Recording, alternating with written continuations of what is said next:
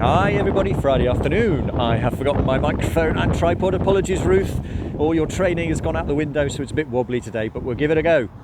Yesterday we had a visit from Jacob, who is the faith advisor to the Rough Sleeping team in the Ministry of Housing, Communities and Local Government in National Government. We were able to go to the last barista session of the new course, so that's a shorter 5-week course, and although only one person has got to the end of it, which must be really frustrating. I know many of you find this, that people don't always turn up for the courses. But the lady D, who had got through to the end of the course, was just so pleased with what she'd learnt and looking for opportunities to use that to maybe even get work. So that was good. We went to the workshop, just talking about the DIY confidence course being so good. And of course we went to St Mike's, to the Thursday club for those who are vulnerably housed, half time for the rough sleepers on a Wednesday and Friday, Thursday club for those who are vulnerably housed. And it's really growing. They were making puff pastry, and they were talking about having a weekly planner to help them, and they were talking about hope. So it's all of practical, relational, spiritual, all of that. And Jacob, when he saw it, he was just really, really delighted.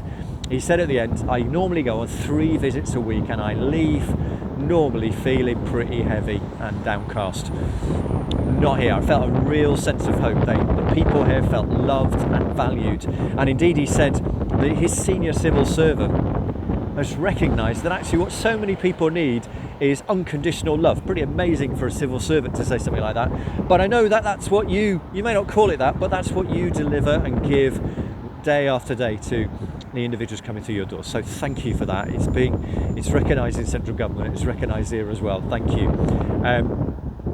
And talking about sort of influencing government, I've got an opportunity, you tell it's the summer, so people are willing to go and talk to us. Got an opportunity to talk to Millie Earle, who's the leader of the council here in BCP, Monday week. Just wondered, have you got any questions you would want me to ask her, or indeed things that we can thank her for? Because the one thing that councillors never ever get thanked, and I think as churches and Christian organisations we should be doing some of that. They work really hard. I know it's not all good, but they do some good stuff. So anything you think I should be thanking you for, any questions, just let me know and we'll have a go at that. I'm here outside Citygate Church because just around the corner is where our 5th property of Hope into Action is going to be. And the team have been working really diligently in getting the detail together for that. Thanks everybody, and we've got some ideas about possible families that we might want to bring in. And the church behind us, Citygate Church, we're really hoping are going to provide the friendship and community team to come alongside that the family in the new property. So it's very encouraging that we've got a 5th property, which is great.